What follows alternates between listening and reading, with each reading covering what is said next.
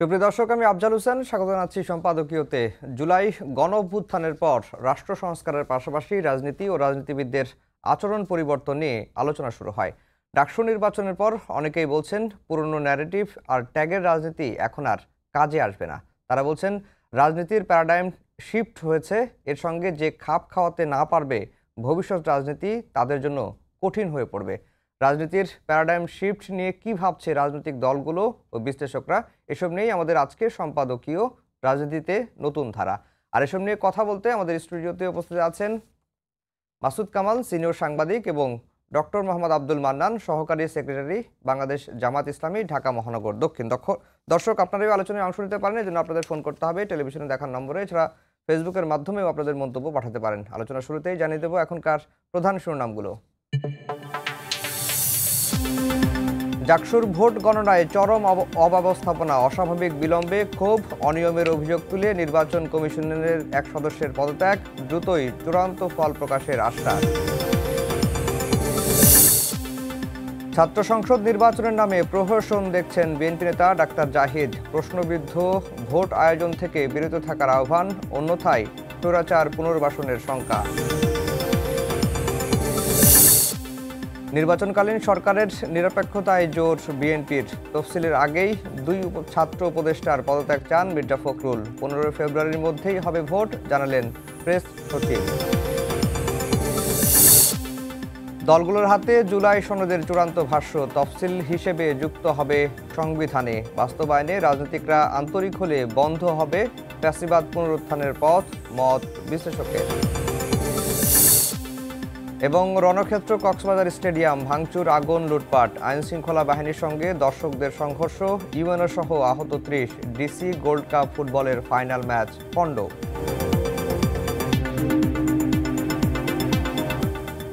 দর্শক, শিরোনাম শুনছিলেন। আমরা আজকের আলোচনার বিষয় দিয়েছি রাজনীতিতে নতুন ধারা। মাসুদ কামাল ভাই, আপনাকে দিয়ে আলোচনা শুরু করব। 5 আগস্টের পরেই অনেকেই বলছেন যে গত 17 বছরের ফ্যাসিবাদী শাসন আমলে রাষ্ট্রের যে ক্ষতিগুলো হয়েছে সেই ক্ষতি পুষিয়ে উঠতে মেরামত করা দরকার। একই সঙ্গে শুধুমাত্র রাষ্ট্র মেরামত করলেই হবে না, রাজনীতিবিদ এবং রাজনীতির আচরণটাও পরিবর্তন করতে হবে। ডাকসু নির্বাচনের পরে অনেকেই বলছেন যে পুরনো ন্যারেটিভ, পুনরো ট্যাগিংয়ের যে রাজনীতি, সেটি আর মানুষ ভালোভাবে নিচ্ছে না, সেখান থেকে বেরিয়ে আসতে হবে। আর ডাকসু নির্বাচন যেহেতু বিএনপির একটি ছাত্র সংগঠন, ছাত্র দলের পরাজয় হয়েছে, এটিকেই বিএনপির জন্য ওয়েক আপ কল হিসেবে অনেকেই মনে করছেন। এটি থেকে আসলে রাজনীতিবিদরা বা বিএনপি বা অন্য দলগুলো কি শিক্ষা নিতে পারে, বা আসলেই পুরনো ন্যারেটিভ এখন আর কাজে আসবে কিনা, বা রাজনীতির প্যারাডাইম শিফট হয়েছে বলে আপনি মনে করছেন কিনা? দেখেন, রাজনীতি না একটা গতিশীল বিষয়, কিন্তু কখনোই গতকালকে যে সিস্টেমটা ছিল, গতকালকের যে অভিজ্ঞতা, সেইটার উপর ডিপেন্ড করে আপনি নতুন কিছু ক্রিয়েট করতে হবে। আপনি একই ফর্মুলা সারা জীবন চলবেন, এটা পৃথিবীর কোথাও হয় না। পরিস্থিতি পাল্টে যায়, পারিপার্শ্বিকতা পাল্টে যায়, দুনিয়া পাল্টে যায়, আপনাকেও পাল্টাতে হবে। যদি আপনি না পাল্টান, আপনি হারিয়ে যাবেন। এটাই হলো রিয়েলিটি। এখন ঢাকা ইউনিভার্সিটির যে ইলেকশন, যদি এটি নিয়ে আলোচনা আমরা করি, ডাকসু নিয়ে, দেখেন ছাত্র শিবির কিন্তু পাল্টাইছে। ছাত্র শিবিরের কিন্তু একটা ইমেজ ছিল আমাদের সোসাইটিতে, অনেকের কাছে একটা নেগেটিভ ইমেজ ছিল ছাত্র শিবিরের। আমরা বিভিন্ন সময় আগে যেগুলি শুনতাম আর কি। কিন্তু ছাত্র শিবির, আমার কাছে যেটা মনে হয়েছে, এই ঢাকা ইউনিভার্সিটি যে ছাত্র শিবির জিতছে এবার ইলেকশনে, এদের মধ্যে একটা, আমার কাছে মনে হচ্ছে এটা ওয়েলফেয়ার পলিটিক্স তারা করতেছে। মানে কেবলমাত্র দল বলছে যেটা ওইটাই করবো তা না, তারা স্টুডেন্টদের জন্য কিছু একটা করতেছে, কিছু একটা করার চেষ্টা করতেছে, যাতে নাকি স্টুডেন্টরা মনে করে যে এই লোকগুলো আমাদের স্বার্থটা চিন্তা করে, আমাদের সুবিধা অসুবিধা নিয়ে ভাবে। এই যে ওয়েলফেয়ার পলিটিক্স যেটা করতেছে, আমি মনে করি এটা আসলে শিখতে হবে, এটা আসলে মানতে হবে, এটা আসলে নিজেদের মধ্যে অ্যাডপ্ট করতে হবে। কেবল ছাত্র সংগঠনই না, আমাদের জাতীয় পর্যায়েও যে দলগুলো আছে তাদেরকে ওই চিন্তাটা করতে হবে। যে এখন হয় কি, আমাদের দেশের সাধারণ মানুষ কিন্তু মেনেই নিয়েছিল এতদিন যে আমরা যে ভোট দেব, ভোট দেওয়ার পরে আমরা আর কেউ না, আমাদের কাজ হবে খেলে মাঝে মাঝে তাদের সামনে যে জিন্দাবাদ বলা আর স্লোগান দেওয়া, এছাড়া আমাদের আর কোনো কাজ নেই। জিন্দাবাদ বলবে, এক প্যাকেট বিরিয়ানি দিবে, খেয়ে চলে আসবো।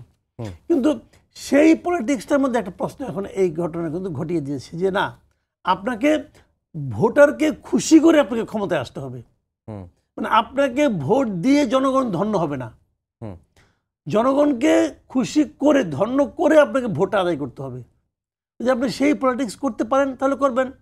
ওই যে মাঝে মাঝে এক সময় একটা জোক ছিল, যদি ক্লাসে যে ফার্স্ট বয় হয় সে ডাক্তার ইঞ্জিনিয়ার, ফার্স্ট সেকেন্ড বা ডাক্তার ইঞ্জিনিয়ার হয়, এভাবে নামতে নামতে যে একদম ফেল করে সে পলিটিক্যাল লিডার হয় এবং মন্ত্রী হয় এবং বাদ বাকি সবাইকে সে চালায়। আমার মনে হয় ওই ধারায় বোধহয় এখন চেঞ্জ আসবে।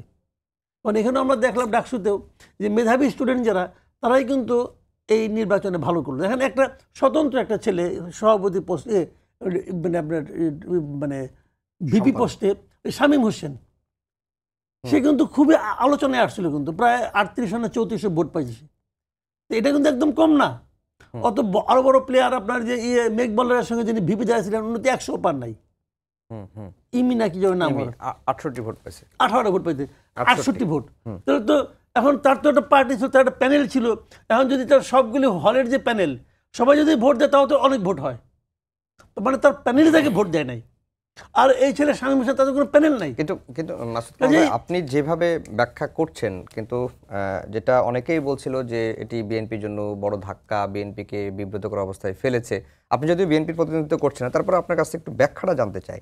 কিন্তু বিএনপি ডাকসু নির্বাচনে হারার পরে, তাদের ছাত্র সংগঠন হারার পরে যে ধরনের ন্যারেটিভগুলো দাঁড় করানোর চেষ্টা করা হচ্ছে বা গণমাধ্যমে বলছেন যে তলে তলে ছাত্রলীগের সঙ্গে ছাত্র শিবির আঁতাত করেছে, এই কারণে এই হয়েছে নানা রকম, তাহলে কি বিএনপি ডাকসু নির্বাচনকে বুঝতে ভুল করছে বা ডাকসু নির্বাচনটাকে ভুলভাবে ব্যাখ্যা করছে?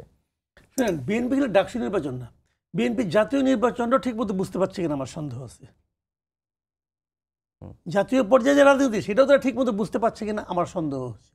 দেখেন যে ঘটনা ঘটছে ডাকসুতে, বিএনপির সেন্ট্রাল লিডার যে আজকে দেখলাম জাহিদ ভাই বলতেছে, উনি তো স্থায়ী কমিটির মেম্বার একজন।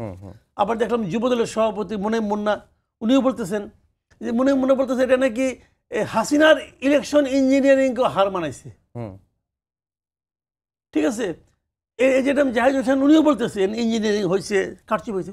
ভাই একটা এক্সাম্পল দেন না, একটা উদাহরণ দেন না আমাদেরকে, দেখি যে কিসের উপর ভিত্তি করে আপনি বলতেছেন ভাই ইলেকশনে হারছেন। স্বীকার করেন না কেন? এই যে স্বীকার না করার মানসিকতা, এইটা কিন্তু আগামীতে আরো বড় বড় পরাজয়কে ইনভাইট করে। স্বীকার করেন, হারতেই পারেন আপনি, আপনার স্ট্র্যাটেজিতে ভুল ছিল, আপনি শিক্ষা নেন। তলে তলে আওয়ামী লীগের সঙ্গে আঘাত করছে, হ্যাঁ করছে, আপনি করতে পারলেন না কেন? যারা আওয়ামী লীগের ভোটার, ওটা ভোট না, ওটা তো ভোট। আপনি বলেন যে আমি বিএনপি, আমি 1 ভোট দেবো, আমি বিএনপি বিরাট নেতা, জন আবি দিব না, তার 1 ভোট। সাদিক কায়েমের ভোট কটা? একটা। আর ওখানে যারা আওয়ামী লীগকে সমর্থন করে তাদেরও তো 1 ভোট। তো ওই ভোটকে আপনি গণেন নাই কেন? এটা তো ইলেকশন। এখানে আপনার স্ট্র্যাটেজিটা কি ছিল? ওই ভোটটা আপনি আপনার অ্যাকাউন্টে নেওয়ার চেষ্টা করেন নাই কেন? তাকে আপনি বাদ দিছেন কেন? তো আপনি তো স্ট্র্যাটেজিক্যালি হারিয়ে গেছেন এদের কাছে। ভাই এখন এটা যদি আপনি হাইরাইটে যদি বলেন ইলেকশনে যে আপনি ফুটবল খেলায় হারছেন, মাঠ উঁচা নিচা ছিল, আমাদের দিকে মাঠটা একটু ঢালু ছিল, বল মারলে এখানে চলে আসে, বাতাস আমাদের দিকে ছিল, এই জন্য বল অনুকূলে বল চলে আসছে। ভাই এগুলি বলে তো লাভ নাই। এগুলি বললে কী হবে জানেন? এগুলি বললে যেটা হবে, যখন সিনিয়র নেতারা এগুলি বলে তখন এখান থেকে কিন্তু জুনিয়র যারা আছে, স্টুডেন্ট যারা আছে, তারা কিন্তু শিক্ষাটা নেয় যে এরকম মানে মুখের উপর অস্বীকার করতে হবে। অস্বীকার করলে কি হলো? তার মানে তার এই ডাকসুর বর্তমান ভিপিজিএস তারা মানতেছে না, কারণ ওরা তাহলে ইঞ্জিনিয়ারিং করে আসছে। তাহলে কি হবে? মারামারি করবেন আপনি? তো সে একই জিনিস, তাহলে তো পোলাপান ডিসিশন ঠিক আছে। তো এখন এইগুলি শুনেন, আমি বলি স্টেট, আমি আপনি বটম লাইনটা বলি, ঢাকা ইউনিভার্সিটির স্টুডেন্টরা যারা জিতছে তাদেরকে ভোট দিয়ে জিতাইছে। এই ভোটটা আপনারা সংগ্রহ করতে পারেন নাই, আপনারা ভুল করছেন। কি ভুল করছেন? এই আত্ম উপলব্ধি যদি আপনার চেষ্টা না, আত্মসমালোচনা না করেন যে কেন আমি হারলাম, তাহলে বলতে হবে আপনারা ভাই এখনো সে গড্ডালিকা প্রবাহে গা ভাসাচ্ছেন, এখন আপনারা গতানুগতিক পলিটিক্স করতেছেন। এখান থেকে বেরিয়ে আসতে আপনাকে আত্মসমালোচনা করতে হবে। জি, ডক্টর মোহাম্মদ আব্দুল মান্নান, এই ঢাকা ইউনিভার্সিটিতে ছাত্র শিবিরের নামে তো কোনো প্যানেল ছিল না, একটা ছাত্র ঐক্য নামে একটা প্যানেল ছিল, সেই প্যানেল ঐক্যবদ্ধ শিক্ষার্থী, এই প্যানেলে তারা জিতেছে বা জয়ী হয়েছে এবং নিরঙ্কুশ বিজয় অর্জন করেছে। এবং এই প্যানেলটার চরিত্র যদি আমি বলি, যে এই প্যানেলে নন হিজাবি নারী শিক্ষার্থী ছিলেন, তারপরে অন্য ধর্মের শিক্ষার্থীও ছিলেন, মোটামুটি একটা সার্বজনীন প্যানেলই বলা চলে। যে এই যে ঢাকা বিশ্ববিদ্যালয়ের যে ছাত্র শিবিরের প্যানেলের কথাই যদি বলি বা ছাত্র শিবিরের প্যানেল দিয়েই যদি বলি, এই যে চরিত্র প্যানেলের, এটি আপনারা জাতীয় রাজনীতিতে জামাত সেটিকে অ্যাপ্লাই করবে কিনা? ধন্যবাদ আপনাকে এবং মাসুদ কামাল ভাইকেও ধন্যবাদ জানাই। দেখেন, ঐক্যবদ্ধ শিক্ষার্থী যে জোট ইসলামী ছাত্র শিবিরের নেতৃত্বে হয়েছে, ছাত্র শিবির ওয়েলকাম করেছে, ছাত্র শিবিরের সাথেই এসেছে এবং সবাইকে অন করার স্বার্থেই এই জোটের একটা ভিন্ন নাম, কোনো দলীয় নাম এখানে ইউজ করা হয় নাই। 2 নম্বর কথা হচ্ছে যে এখানে সবাইকে স্থান দেওয়া হয়েছে, আপনার বক্তব্যের ভিতরে এসেছে, ধর্ম বর্ণ সবাইকে দেয়া হয়েছে। আপনি দেখেন যে এদের অধিকাংশই কিন্তু মেধাবী ছিল, ভাই একটু আগেই সেটা বলেছেন। আমাদের যে এজিএস প্রার্থী মহিউদ্দিন মহি, সে তো ব্রিলিয়ান্ট রেজাল্ট তার ঢাকা বিশ্ববিদ্যালয়ে, এবং অন্য অন্য সবারই ব্রিলিয়ান্ট হিস্ট্রি আছে রেজাল্টের। এরপরে আমরা নন হিজাবির কথা আপনি বলছেন, দেখেন এই জায়গা থেকে আমরা মেসেজ দিতে চেয়েছি, আমরা বাংলাদেশে আগামী দিনে একটা সকল শ্রেণী, পেশা, ধর্ম, বর্ণ, গোত্র সবাইকে নিয়ে আমরা নতুন বাংলাদেশ গড়তে চাই এবং সেই জায়গায় ইসলাম এখানে কোনো বাধা হয়ে দাঁড়াবে না। কারণ ইসলাম তার কোনো বিধিবিধান কোনো ব্যক্তি বা গোষ্ঠীর উপরে কখনো চাপিয়ে দেয় না। আল্লাহর এই পৃথিবীতে, আল্লাহর এই জমিনে কিন্তু সকল ধরনের মানুষের বসবাস, এবং আল্লাহ তাআলা তাদের সবাইকেই কিন্তু তার নিয়ামত, অক্সিজেন, আলো বাতাস সব কিছুই দিচ্ছেন। কেউ আল্লাহকে বিশ্বাস করে তাকেও দিচ্ছেন, যে বিশ্বাস করে না তাকেও কিন্তু দিচ্ছেন। তাহলে যারা এই বাংলাদেশের নাগরিক, সে আমাকে পছন্দ করুক আর না করুক, তাকে কিন্তু আমাকে ওন করতে হবে এবং তাকে নিয়েই এই বাংলাদেশ গড়তে হবে। সেই জায়গা থেকে আমি মনে করি যে আমাদের যে জোটটা হয়েছে, এই জোটটা ছিল একবারেই সুন্দর একটা কৌশল এবং মানে সময় উপযোগী সিদ্ধান্ত। আর এটা জয়ের পিছনে অনেকগুলো কারণ। আমার যেটা প্রশ্ন ছিল যে আগামীতে তো নির্বাচন হবে, ফেব্রুয়ারিতে হোক বা পরে হোক, সেই নির্বাচনেও নন হিজাবি কাউকে আপনারা সামনে আনবেন? এর চেয়েও আরো বেশি চমক আসতে পারে। আমাদের আমিরে জামাত কিন্তু তার বিভিন্ন সময় বক্তব্যের ভিতরে বলেছেন, ডাক্তার শফিকুর রহমান, যে প্রয়োজনে ক্লিন ইমেজ, জনগণের সামনে তাদের সৌন্দর্যতা আছে, তাদের নৈতিকতা আছে, এরকম ভিন্ন ধর্মীদেরকেও আমরা সংসদ সদস্য পদে কি করব, প্রতিদ্বন্দ্বিতা করাব। এবং বাংলাদেশ জামাত ইসলামী আপনি যদি খেয়াল করে থাকবেন, দেখবেন যে পঞ্চগড়ে আমাদের একটা কর্মী সম্মেলনে ডিস্ট্রিক্টের, সেখানে কিন্তু আমাদের সাবেক একজন রাজনীতিবিদ, তার মেয়ে কিন্তু সেখানে বক্তব্য দিয়েছেন জামাতের ইয়েতে। কাজে আমরা তো এগুলোকে ওন করতেছি। এদেশের একজন মানে ঠেলাওয়ালা, রিক্সাওয়ালা, একজন কৃষককেও ওন করতে হবে। আবার আমার যে মা এবং বোন জীবিকার তাগিদে গার্মেন্টসে যাচ্ছে, তাকেও আমাকে ওন করতে হবে। এই পুরো জায়গা থেকে আমাদেরকে বিভিন্ন সময় ইসলাম ফোবিয়া দিয়ে বাইরে রাখা হয়েছিল। আমরা সেটাকে এখন ওভারকাম করতে পেরেছি, যার কারণে দেখেন যে ডাকসুতে নারী ভোট আমাদের লাইনেই এই জোট বেশি পেয়েছে এবং সেটাই ব্যবধান তৈরি করেছে। আর আওয়ামী লীগের সাথে আমাদের যে আদালতের যে প্রশ্নগুলো অনেকেই বলতেছেন, সেটার প্রমাণ তো একটা হলের রেজাল্ট দিয়েই আপনি বুঝতে পারেন। জগন্নাথ হলের রেজাল্টে আমাদের ভিপি পেয়েছেন 10 ভোট, আর ফরহাদ পেয়েছে, জিএস পেয়েছে 5 ভোট। তাহলে রাত আর দিন মানে কিছুই পায়নি, এটাই বলা যায়। তাহলে বাকিটা কোথা থেকে এসেছে? এবং কিন্তু আপনি যেটা মিন করছেন যে হিন্দু হলেই আওয়ামী লীগ হবে, এটাই তো না, আমি তা বলছি না। আমি তা বলছি না এবং আমাদের দল তা বলে না। আমার মনে হয় যে এইটা আওয়ামী লীগের ভোটটা বিএনপি ক্যাপচার করার চেষ্টা করেছে, কিন্তু সেই চেষ্টায় তারা ব্যর্থ হয়েছে। কারণ সাধারণ ছাত্ররা, এই জেএনজি, জামাত শিবির বলেন, ছাত্রদল বিএনপি বলেন, আওয়ামী লীগ বলেন, ছাত্রলীগ বলেন, এরকম অন্ধ আনুগত্য করার কোনো মানে জেনারেশন এটা না। এই জেনারেশন তারা রাতকে রাত বলতে পারে, দিনকে দিন করতে পারে, বলতে পারে, সাদাকে সাদা বলতে পারে, কালোকে কালো বলতে পারে।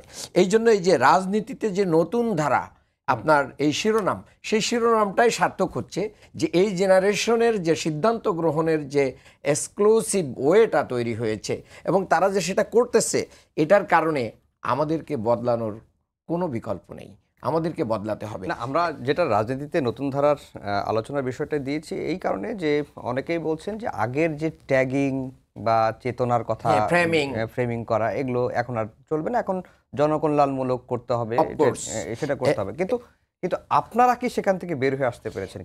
গতকালকেও একটি টক শোতে দেখেছিলাম যে একজন জামাতপন্থী আইনজীবী, যেহেতু আমি সুপ্রিম কোর্টের সংবাদ কভার করে, তাকে জামাতপন্থী আইনজীবী হিসেবে চিনি, তাকে ওপেন টক শোতে একজন আলোচককে নাস্তিক বলেছেন, এ ধরনের ট্যাগিং তিনি করেছেন। আমি এটা দেখি নাই। আমরা এই ট্যাগিংয়ের রাজনীতিতে বিশ্বাস করি না, বরং ট্যাগিং, আমরাই সবচেয়ে বেশি ট্যাগিংয়ের শিকার হয়েছি এবং এই ট্যাগিং থেকে এই আমরা বের হয়ে আসার চেষ্টা করতেছি। আমাদেরকে ট্যাগিং দিয়ে না দিয়ে আমাদের ভালো কর্ম দিয়েই কি করতে হবে, মানুষকে আকর্ষণ করতে হবে, এবং সেটাই এই ডাকসুতে হয়েছে। দেখেন ইসলামী ছাত্র শিবির কী করেছে। জুলাই গণ অভ্যুত্থানের যে শহীদের সংখ্যা ছিল, প্রতিটা শহীদ পরিবারে আমরা, আমাদের মূল সংগঠন জামাত ইসলামী, আমরা কি করেছি, প্রতিটা শহীদ পরিবারকে 2 লক্ষ করে টাকা দিয়েছি। তাদের চিকিৎসা থেকে শুরু করে তাদের পরিবারের সাথে আমাদের টোটাল সংগঠন ইনভলভ হয়েছে। কোনো শহীদকে জামাত শিবিরের কোনো দলীয় শহীদ হিসেবে আমরা কিন্তু ঘোষণা দেই নাই, সবাইকে আমরা বরণ করেছি, আহতদের চিকিৎসা করেছি। ঢাকা বিশ্ববিদ্যালয় কল্যাণধর্মী কর্মসূচি নিয়ে এই যে পানির যে ফিল্টারগুলো দিয়েছে, বিশুদ্ধ পানির ব্যবস্থা করেছে, রমজান মাসে গণ ইফতার কর্মসূচি পরিচালনা করেছে, মেডিকেল ক্যাম্প করেছে, সায়েন্স ফিস্ট করেছে, এবং তারা জুলাইয়ের যে শোগুলো করেছে, তারা কালচারাল অ্যাক্টিভিটিসগুলো করেছে, এইগুলোর মাধ্যম দিয়ে শিক্ষাবৃত্তি দেওয়ার চেষ্টা করেছে। এইগুলোর মাধ্যম দিয়ে মূলত ছাত্রদের কাছে তারা এটা বিশ্বাস করাতে পেরেছে, যারা নিজেদের স্বার্থের চেয়ে সাধারণ ছাত্রছাত্রী এবং ইউনিভার্সিটি, দেশ এবং জাতির কল্যাণটাকে প্রাধান্য দেয়, তারাই আগামীর বাংলাদেশের জন্য ফিট।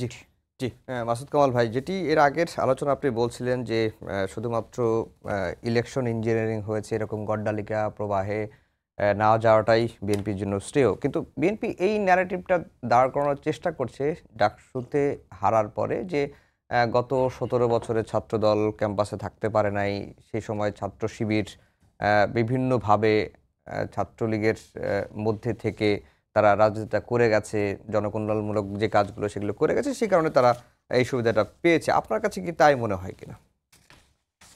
দেখেন, এটা আংশিক সত্য। আংশিক সত্য এরকম যে ছাত্র শিবির তো আসলে গত 1 বছর কেবল না, তার আগের থেকে তো 15 বছর তারা তো ক্যাম্পাসে ছিল, মানে যারা এখন আছে তারা সবাই ক্যাম্পাসে ছিল, তারা নানাভাবে ছিল। তো এটা তো একটা কৌশল, আমি কিন্তু এটাকে কৌশল বলবো। আপনার দেখেন, আমি মানি না বলে আমি লাফিয়ে পড়ে ঝাঁপিয়ে পড়ে মরে গেলাম, মৃত মানুষ তো কথা বলতে পারে না, আমার কাছ থেকে কথা বলা তো আমাকে আমার অবস্থা বুঝে কিন্তু আমাকে ব্যবস্থা নিতে হবে যে আমি কোন জায়গায় কোন কৌশলে টিকে থাকবো। তারা টিকে ছিল, কিন্তু টিকে থাকার মাধ্যমে তারা কিন্তু তাদের সাংগঠনিক কাজটাও চালাই গেছে। তা আপনি পারলেন না কেন? এটা তো একটা কৌশল না ভাই, আপনি পারলেন না, আচ্ছা ঠিক আছে পারেন নাই, গত 1 বছর আপনি কি করছেন? গত 1 বছর তো কেউ নাই, গত 1 বছর আপনি কি করছেন? এখন এইগুলো হলো জানেন কি, হ্যাঁ বলে যে আমরা গেছিলাম, আমাদের বাধা দিছে, কে বাধা দিছে? ধরলাম শিবির বাধা দিছে, হাইপোথেটিক্যালি ধরলাম শিবির বাধা দিছে, স্টুডেন্ট তো ওটা মানছে, ওইটাও শিবিরের একটা কৌশল। আপনাকে ওই কাজটা করতে না দেওয়াটাও শিবিরের একটা কৌশল হতে পারে। তো ভাই রাজনীতি তো ভাই কোনো পিম্পৃতি জায়গা না, রাজনীতি তো আপনার কৌশল, তো এটা খেলা তো রে ভাই, 2 পক্ষ 2 দিক দিয়ে খেলবে। তো আপনি সে খেলা হারছেন, আপনার স্ট্র্যাটেজি খেলে আপনি হারছেন, আপনি এখন কৌশল চেঞ্জ করেন। পারলে আপনারা যাই নিয়ে শিবিরের মধ্যে ঢুকে পড়েন, ঢুকে নিয়ে আপনি শিবিরের মধ্যে থেকে ওখানে থেকে আপনি ওই কৌশল অর্জন করেন, কেউ তো না করে নাই, করেন। বাট এইগুলো জানেন লেম এক্সকিউজ দিয়ে লাভ নাই। এটা ছোটোবেলায় আমরা বহুত করতাম, আমরা তো ছাত্র খারাপ ছিলাম, কাজে স্কুলে যে কোনো সময় খারাপ হইতো, বাসায় যেয়ে বলতাম যে স্যার তো সিলেবাসে বাইরে থেকে প্রশ্ন করছে, অমুক করছে। আমার আব্বা দেখতাম কি খুব মন দিয়ে শুনতো, হ্যাঁ ঠিক আছে তাই তো। তারপরে পরীক্ষার সময় অমুক সমস্যা তমুক সমস্যা বলতো। তারপর বলতে কি তুই যে আমি কোনো ফেল করি না, বাট নাম্বার কম পাইতাম আর কি, তুই যাতে কম পাইছস, হাইয়েস্ট মার্ক উঠছে কত? উঠছে হাইয়েস্ট মার্ক তো 80-90 পাইছে, তো ও পাইলো তুই পাইলি না কেন? ওরও তো ওর জন্য তো সিলেবাস এটা। তো ওই রকম লেম এক্সকিউজ দিয়ে ভাই কোনো লাভ নাই। ওগুলি গার্জেনরা বুঝে, আমরাও বুঝি যে ঘটনাটা কি। আপনি বেসিক্যালি ভাই স্বীকার করেন আপনি পারেন নাই, এবং কেন পারেন নাই এটা আইডেন্টিফাই করেন। সিম্পল কথাটা কিন্তু একদম সিম্পল, আপনি কেন পারেন নাই এটা আইডেন্টিফাই করেন। যদি আপনি আইডেন্টিফাই করেন তাহলে আগামীতে কম্পিটিশনটা ভালো হবে। হয়তো তখন আপনারা আরও ভালো কোনো স্ট্র্যাটেজি নেবেন, নিয়ে আপনারা ভালোভাবে জিতবেন। কিন্তু সেটা আমি কোনো লক্ষণ দেখতেছি না, আমি কোনো লক্ষণ দেখতেছি না। লক্ষণ দেখতেছি না এই কারণে যখন নাকি সিনিয়র লিডাররা তাদেরকে উস্কাইয়া দেয় যে তোমরা বলো। যদি মনে করেন স্থায়ী কমিটি একজন সদস্য বলতেছে যে এই নির্বাচনে কারচুপি হয়েছে, তাহলে এখন ওরা কি বলবে? তাই তো, এখন ওরা যদি বলে না কারচুপি হয়নি আমরা হাঁটছি, তাহলে তো ওরা আবার বিপদে পড়ে যাবে, কারণ তাদের বড় নেতা বলছে কারচুপি হয়েছে। তো বড় নেতা যে কারচুপি কথা বলতেছেন, তো ওনার কাছে আমার রিকোয়েস্ট, ভাই কারচুপিটা কোথায় হলো দেখান না। আপনি সুইপিং কমেন্ট না করে দেখান আমাদেরকে এখানে এখানে হয়েছে কারচুপি, আমরাও মানি। তো এখন মূল কথা হলো এটাই ভাই, পলিটিক্স চেঞ্জ হয়ে গেছে। মানে আমি ডাকসুর ঘটনাতে বলবো কি পলিটিক্স চেঞ্জ হয়ে গেছে আসলে। দেখেন আমি বলি আপনাকে একটা জিনিস, জাতীয় রাজনীতির প্রভাবে ডাকসুতে ফল হয়েছে, জাতীয় রাজনীতির প্রভাবে ডাকসুতে ফল হয়েছে। মানে জাতীয় রাজনীতিতে বিএনপি গত 1 বছর সারা দেশে যা কিছু করছে তার প্রভাব কিন্তু ডাকসু দেশে পড়ছে।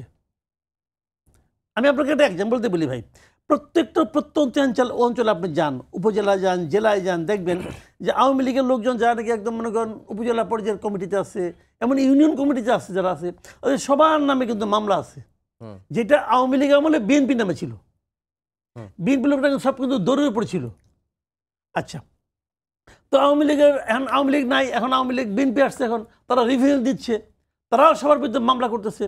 যতগুলি মামলা হয়েছে আপনি দেখেন 95% ক্ষেত্রে মামলার বাদী হলো বিএনপির কেউ, 95% ক্ষেত্রে মামলার বাদী বিএনপির লোকজন। এখন আওয়ামী লীগ আর জামাতের মধ্যে কিন্তু একটা মিল আছে।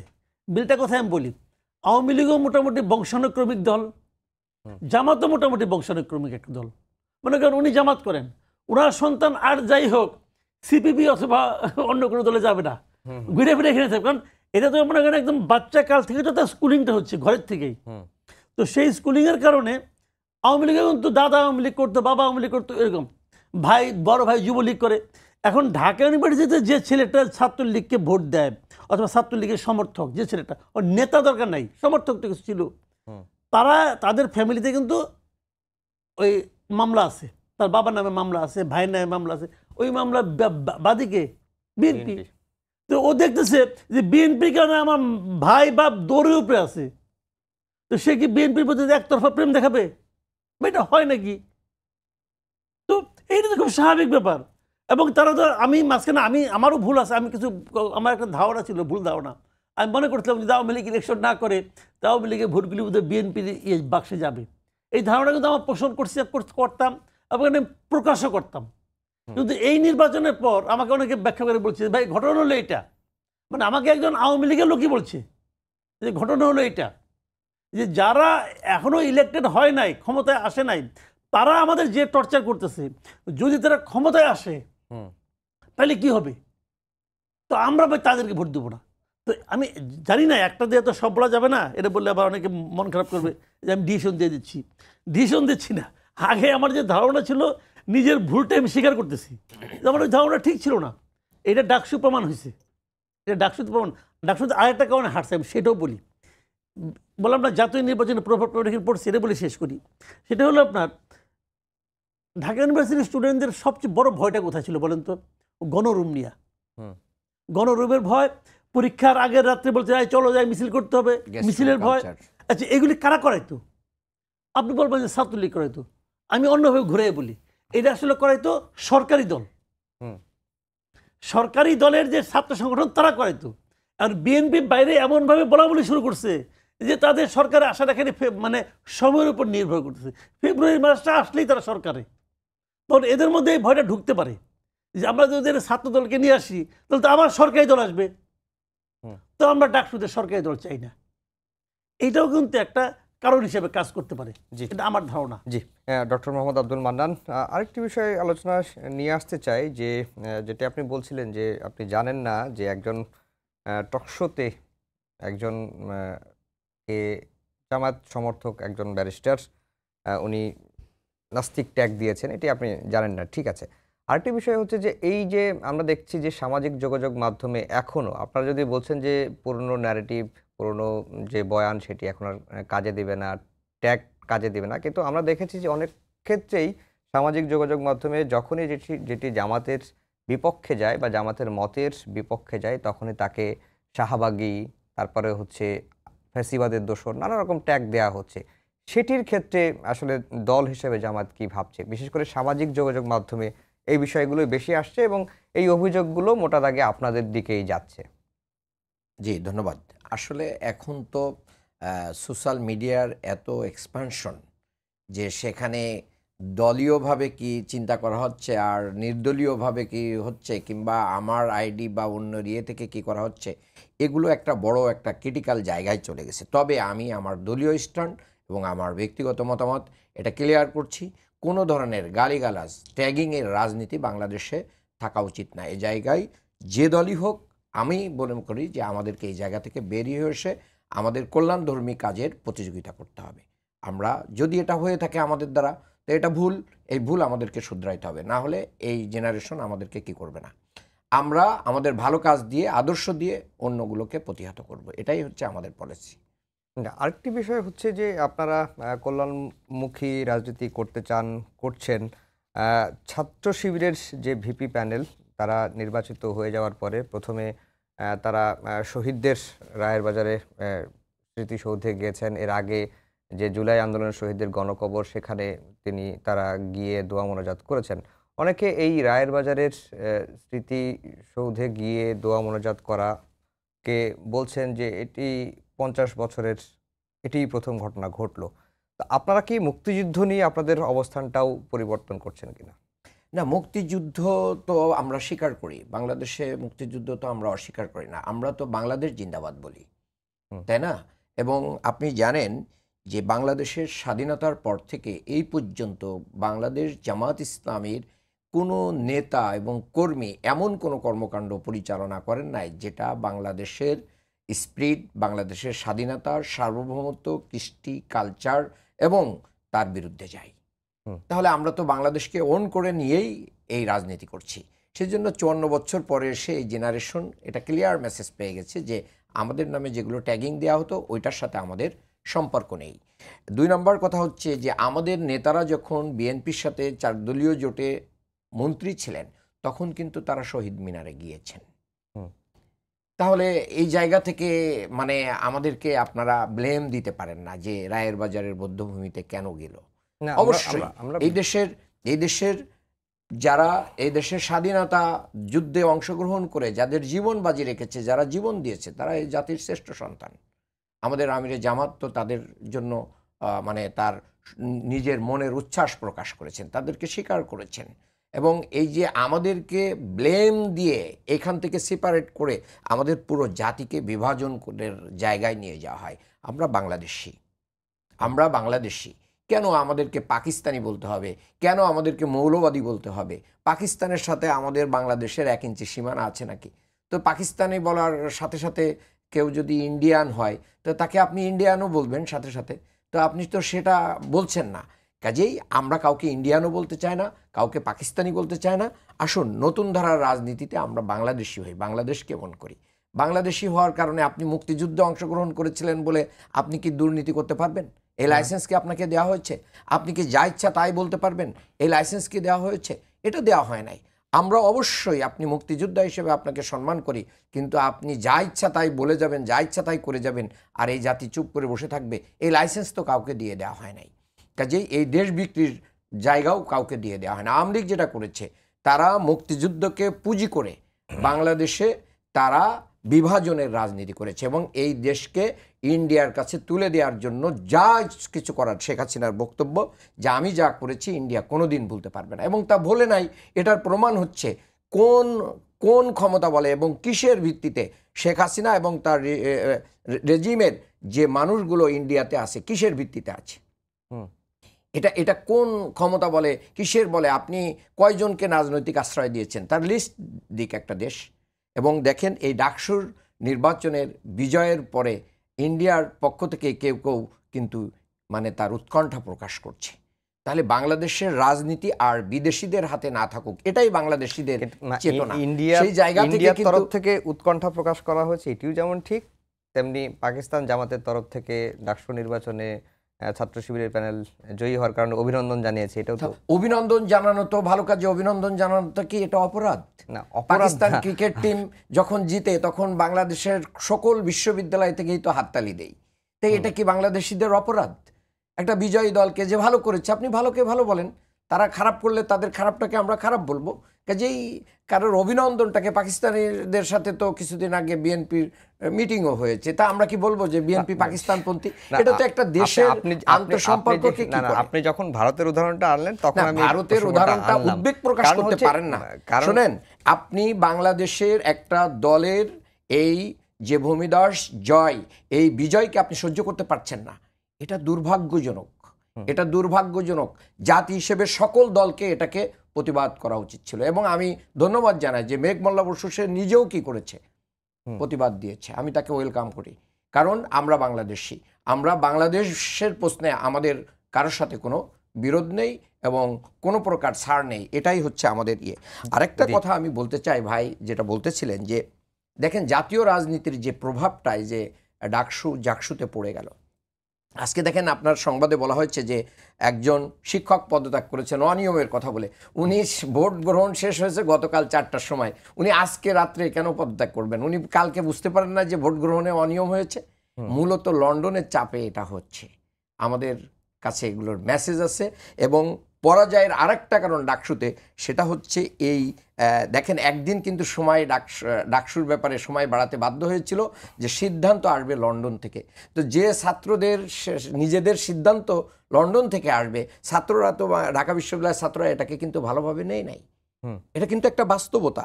এবং আমি দেখলাম যে এই ডাকসুকে কেন্দ্র করে ঢাকা বিশ্ববিদ্যালয়ের 2 জন শিক্ষক, ভাইস চ্যান্সেলর সহ তাদের সাথে যে অসদাচরণ করা হয়েছে, এই ব্যাপারে বিএনপির পক্ষ থেকে কোনো স্ট্যান্ড নেওয়া হয় নাই। বরং নিপুণ রায়ের মতন একজন মানুষ তিনি বলে দিলেন যে না, কোনো সমস্যা হয়নি, উনি তো ঠিকই বলেছেন। কেন? গণেশ কি ঠিক বলেছে? একজন ভাইস চ্যান্সেলর টেবিলে থাপ্পড় মেরে যে কথা বলতে পারে, সে কোনো ছাত্রত্বের পরিচয় দিতে পারে না। এটা সকল শিক্ষকের এবং সকল সুধীজন সিভিল সোসাইটিকে প্রতিবাদ করা উচিত। তখন একটা রাজনৈতিক, তখন একটা নির্বাচনের পরিবেশ তত্ত্ব ছিল। আমার সাফার গাওয়াই কোনো সুযোগ নেই। আমি মনে করি রাজনীতিতে না, তাহলে সে সরি বলতো, পরের দিন সরি বলতো, হতেই পারে, তার দ্বারা অ্যাক্সিডেন্ট হয়েছে। এবং আপনি দেখছেন হামিম কিন্তু মোনামি ম্যাডামের কাছে সে কিন্তু সরি বলেছে। তাহলে আমরা গণেশকে তো দেখলাম না যে সে সরি বলেছে, বরঞ্চ ওই জায়গায় লজ্জিত হয়ে ছাত্রদলের সভাপতি রাকিবকে আমি ধন্যবাদ জানাই, সে ভাইস চ্যান্সেলরের কাছে ক্ষমা চেয়ে গেছে, তার মানে কর্মী তার সাথে অসদাচরণ করেছে। তাহলে রাজনীতির যে গতিধারা পরিবর্তনের জায়গাটা আমাদেরকে নিয়ে আসতে হবে। আরেকটা জিনিস দেখেন যে জুলাই সনদ একটা বড় ফ্যাক্ট। জুলাই সনদের আইনি বৈধতা দেওয়ার ব্যাপারে বিএনপির যে গড়িমেশি, যে কয়টা বিষয়ে ঐক্যমত হয়েছে এবং যা ঐক্যমত হচ্ছে না, সেইগুলো যেগুলো হচ্ছে না, নোট অফ ডিসেন্ট দিয়েছে, সেটা যে বিএনপি ক্ষমতায় যে করবে না, এটা জনগণ 100% বুঝে গেছে। এবং যা ঐক্যমত হয়েছে সেটা ক্ষমতায় যে 2 বছরের ভিতরে তারা করবে, এটা জনগণ বিশ্বাস করে না। এখন তো যার কারণে এখন তো আপনাদের অবস্থা ভালো, আপনার ক্ষমতায় না, আমাদের অবস্থা গেলে আমরা চাচ্ছি যে আমাদের ক্ষমতায় যে এটা করব, আমরা সে পর্যন্ত অপেক্ষা করতে চাই না। আমরা যদি সব একমত হয়ে যাই, এখনই লিগ্যাল ফ্রেমওয়ার্কের মাধ্যম দিয়ে এটাকে আইনি বৈধতা দিয়ে এটার অধীনেই আগামী নির্বাচন হোক, এটার মাধ্যম দিয়ে বাংলাদেশের মানুষের একটা মুক্তির পথ তৈরি হবে। জি মাসুদ কামাল ভাই, একটা ছোট্ট কথা একটু বলে দিই, সেটা হচ্ছে একজন মানে বুদ্ধিজীবী পরামর্শ দিয়েছেন যে আগামী দিনগুলোতে যেন আর কি না হয়, মানে এই রাকসুতে আর কোনো অংশগ্রহণ না করে ছাত্রদল। এটা কোন ধরনের গণতান্ত্রিক চর্চা? বিএনপি তার দলের ভিতরে, ছাত্রদল এবং বিএনপির ভিতরে গণতন্ত্র চর্চা আছে? কবে তাদের কাউন্সিল হয়েছে, কবে নির্বাচন হয়েছে? হ্যাঁ, আপনার একটা লিগ্যাল জায়গা তো থাকতে হবে। এই জায়গাগুলো নিজ দলে গণতন্ত্র চর্চা নেই। আপনি দেশের ভিতরে ইলেকশন করে জিকির করতেছেন, তাহলে নিজ দলে ইলেকশনটা দেন না। কার কি পদ পদবি থাকে, কোথায় কিভাবে এটা হয়। এবং আমরা দু এক জায়গায় নির্বাচনে দেখলাম নিজ দলের মানে মতামতকে ব্যালট বাক্স ছিনতাই করে নিয়ে চলে গেছে, মারামারি হচ্ছে। একেবারে সময় শেষ, 2.5 মিনিটের মতো সময় আছে। মাসুদ কামাল ভাই, জাকসুতে যা হচ্ছে এক কথায় আপনি কি বলবেন? এটা হলো কি জানেন, আনারি পনার একটা চূড়ান্ত মানে প্রদর্শনী। এটা কতগুলি আনারি লোকটা যদি গুরুত্বপূর্ণ দায়িত্ব দেন তাহলে যা হবার ওখানে তাই হচ্ছে। এই লোকগুলো আনারি বেসিক্যালি। কারণ দেখেন আমি বলি, এর আগে মাত্র 11,000 ভোটের ভাই, 11,000 ভোট 3 দিন ধরে গুনতে হয়। কি ঘটনাটা কি? এটা হয়েছে কেন আমি বলি আপনাকে। এর আগে ডাকসু ইলেকশন যেগুলো হয়েছে মানে সেগুলোতে মানে এক রাতে ফল হয়ে গেছে। তো এইবার এইটা পাচ্ছে না কেন? ওটা তো ম্যানুয়াল পদ্ধতিতে হইতো, তাই না? তো এখন এইভাবে এটা পারলো না কেন? পায় না এই কারণে ওরা আসলে ওই মানে মেশিনের মাধ্যমে গোনার প্রস্তুতি নিয়েছিল, কিন্তু ওদের ম্যানুয়ালি গোনার কোনো প্রস্তুতি ছিল না। যে কারণে তারা যখন মেশিন না আসছে, যখন মেশিন তারা না পাইলো, তখন তারা ম্যানুয়ালি গোনা আরম্ভ করছে। এবং যে কারণে এটা হয়েছে, এবং এটা চূড়ান্ত আনারিপনা। এবং এই জন্য প্রত্যেকটা লোক, আমি তো মনে করি যে শিক্ষকটা মারা গেছে তার জন্য এটা হত্যা মামলা হওয়া উচিত। এই নির্বাচন কমিশনের সঙ্গে যারা যারা জড়িত আছে এই সবাইকে আসামি করা উচিত। জাস্ট মানে এটা কোনো কথা না যে আপনি একটা ইলেকশনকে নিয়ে আপনি একজন শিক্ষক মারা যাবে, সে এই ভদ্রমহিলা গত রাতে গেছে, আজকে সকাল নাকি তারা ফোন করে উঠাই নিয়ে আসছে। ভাই, মানুষের তো ফিজিক্যাল কন্ডিশন সবার তো একরকম হবে না, এটা বোঝা উচিত ছিল। এবং এখন দেখি কালকে এক ভদ্রমহিলা বলছেন নির্বাচন তিনি বয়কট করছেন, আবার ছাত্রদল বলছে, আবার আরও কয়েকটা সংগঠন বলছে তারা বয়কট। তো বয়কট করে তো সকালেই বয়কট করো, ইলেকশন শেষ হওয়ার আধা ঘন্টা আগে বয়কট।